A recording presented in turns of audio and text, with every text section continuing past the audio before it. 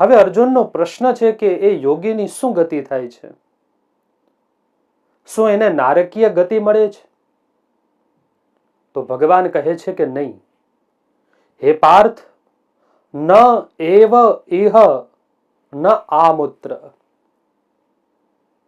ન તો આલોકની અંદર કે ન તો પરલોકની અંદર એ યોગીનો વિનાશ ક્યારેય થતો નથી.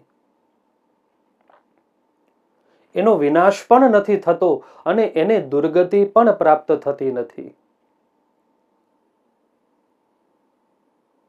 કેમ કે હે तात, હે પ્રિય અર્જુન, કલ્યાણકૃત કશ્ચિત દુર્ગતિમ ન ગચ્છતિ. કલ્યાણકારી કામ કરનાર જે માણસ છે, જેને પોતાનું સંપૂર્ણ જીવન બીજાના ઉપકાર માટે જ વિતાવ્યું છે,